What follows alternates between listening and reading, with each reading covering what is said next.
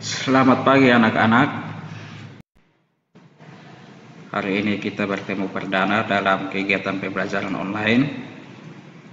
Jadi sebelum kita mulai dengan pembelajaran kita pada pagi hari ini, perkenalkan, nama Pak Imron Deta. Di sini Pak mengasuh mata pelajaran IPS. Oke, tanpa memperpanjang kata, kita mulai dengan pembelajaran kita pada hari ini tentang pengertian ruang dan interaksi antar ruang.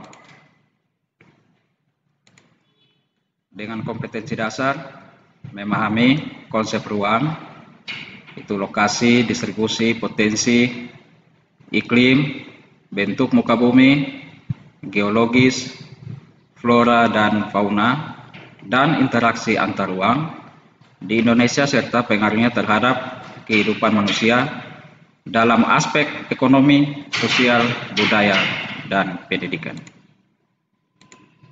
Indikator yang ingin dicapai di sini yang pertama, menjelaskan pengertian konsep ruang.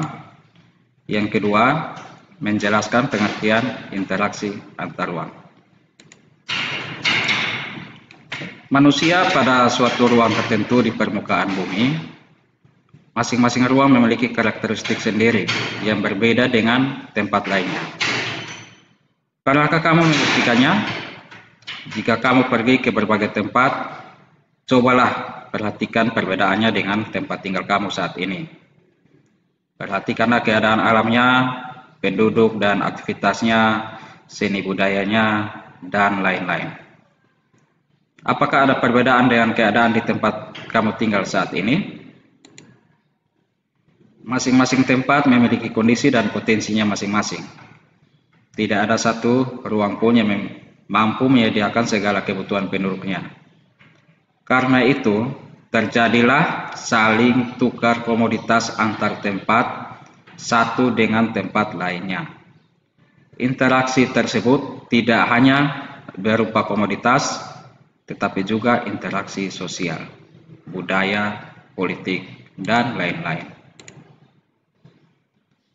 Setiap makhluk hidup yang hidup di bumi ini memerlukan ruang untuk melangsungkan kehidupannya. Tanpa adanya ruang, maka manusia dan semua makhluk hidup lainnya tidak memiliki tempat yang baik untuk hidup.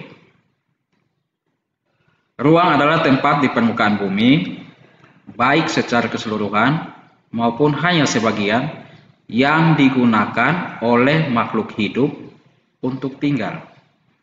Ruang tidak hanya sebatas udara yang bersentuhan dengan permukaan bumi, tetapi juga lapisan atmosfer terbawah yang mempengaruhi permukaan bumi. Ruang juga mencakup perairan yang ada di permukaan bumi, itu laut, sungai, dan danau. Dan di bawah permukaan bumi ada air tanah, itu sampai kedalaman tertentu.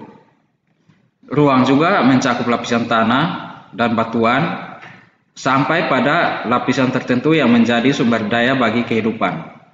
Berbagai organisme atau makhluk hidup juga merupakan bagian dari ruang. Dengan demikian, batas ruang dapat diartikan sebagai tempat dan unsur-unsur lainnya yang mempengaruhi kehidupan di permukaan bumi. Setiap ruang di permukaan bumi memiliki ciri khas tertentu yang berbeda antara satu wilayah dan wilayah lainnya. Tidak ada satu lokasi pun yang karakteristiknya sama persis antara satu dan lainnya. Karakteristik inilah yang kemudian menciptakan keterkaitan antar ruang di permukaan bumi.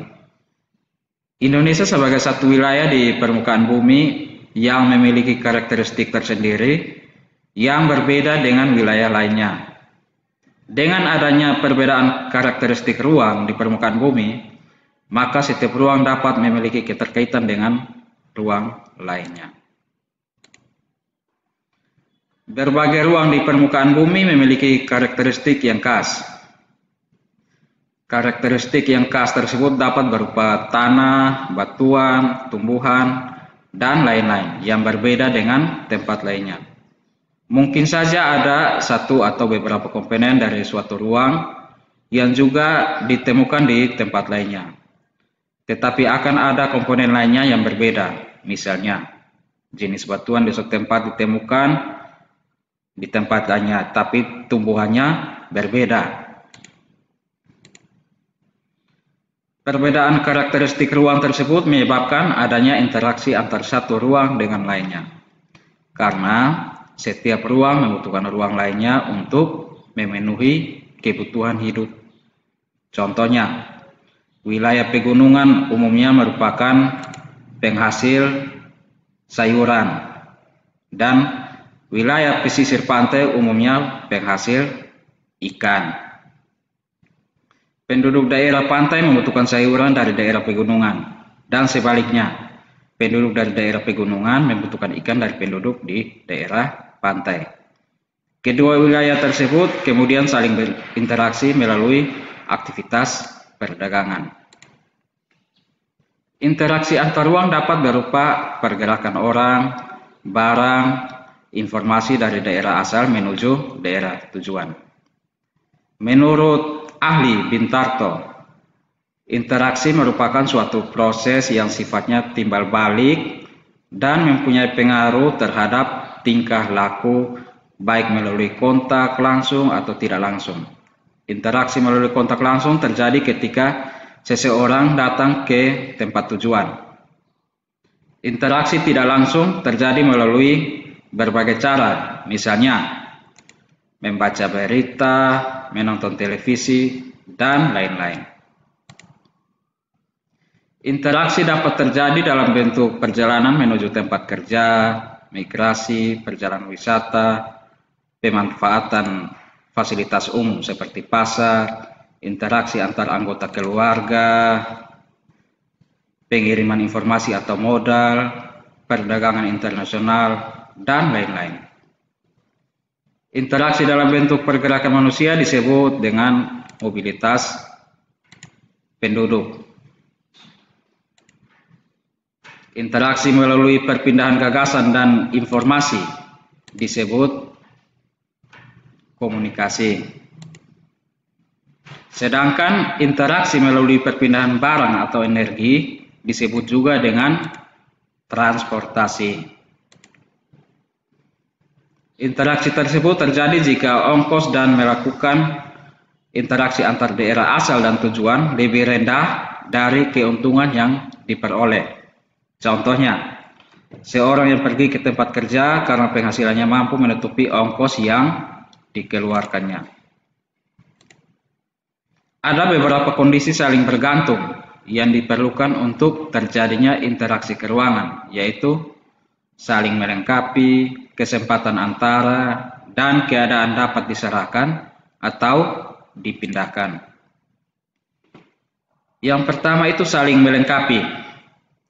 Kondisi saling melengkapi terjadi jika ada wilayah-wilayah yang berbeda komoditas yang dihasilkannya. Misalnya, wilayah A merupakan penghasil sayuran, sedangkan wilayah B merupakan penghasil ikan. Nah, wilayah A membutuhkan ikan, sedangkan wilayah B membutuhkan sayuran. Jika masing-masing memiliki kelebihan atau surplus, maka wilayah A melakukan interaksi dengan wilayah B melalui aktivitas perdagangan atau jual beli. Ini Pak, contohkan gambarnya. Jadi wilayah A memiliki surplus sayuran, kemudian wilayah B memiliki surplus ikan. Untuk saling melengkapi antar wilayah, maka terjadi perdagangan atau jual beli. Yang kedua, kesempatan antara.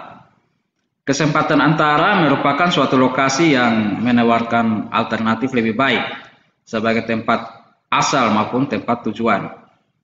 Jika seseorang akan membeli suatu produk, maka ia akan memperhatikan faktor jarak dan biaya untuk memperoleh produk tersebut.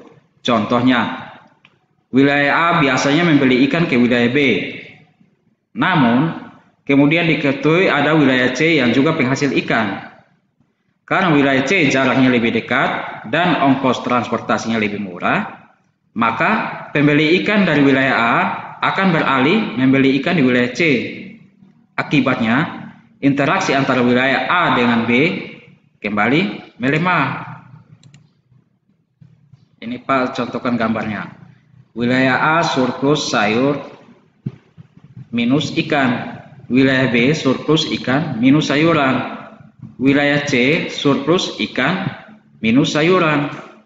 Nah, kalau dilihat dari jarak, maka interaksi yang kuat itu antara wilayah A dan wilayah C. Sedangkan wilayah A dan B, karena jaraknya terlalu jauh, maka interaksinya lemah. Yang ketiga itu kemudahan transfer. Pengangkutan barang atau juga orang memerlukan biaya. Biaya untuk terjadinya interaksi tersebut harus lebih rendah dibandingkan dengan keuntungan yang diperoleh. Jika biaya tersebut terlalu tinggi dibandingkan dengan keuntungannya, maka interaksi antar ruang tidak akan terjadi. Kemudahan transfer dan biaya yang diperlukan juga sangat bergantung pada ketersediaan infrastruktur atau sarana dan prasarana yang menghubungkan daerah asal dan tujuan. Misalnya, jalan yang rusak dan sulit untuk dicapai akan mengurangi kemungkinan terjadinya interaksi karena biaya untuk mencapainya juga akan lebih mahal. Sebagai contoh, seseorang akan menjual sayuran ke wilayah A ke wilayah B, namun jalan menuju wilayah B mengalami kerusakan sehingga tidak bisa dilalui. Akibatnya, orang tersebut tidak jadi menjual sayuran ke wilayah B. Nah, dari materi yang ada, maka kesimpulan yang dapat diambil itu yang pertama. Konsep ruang itu adalah tempat di permukaan bumi, baik secara keseluruhan maupun hanya sebagian, yang digunakan oleh makhluk hidup untuk tinggal. Yang kedua, interaksi antar ruang adalah pergerakan orang, barang, atau informasi dari suatu daerah ke daerah lain, atau dari daerah asal menuju daerah tujuan. Sekian pertemuan kita pada pagi hari ini. Sampai bertemu pada pertemuan berikutnya. Tetap jaga kesehatan dan di rumah saja. Terima kasih.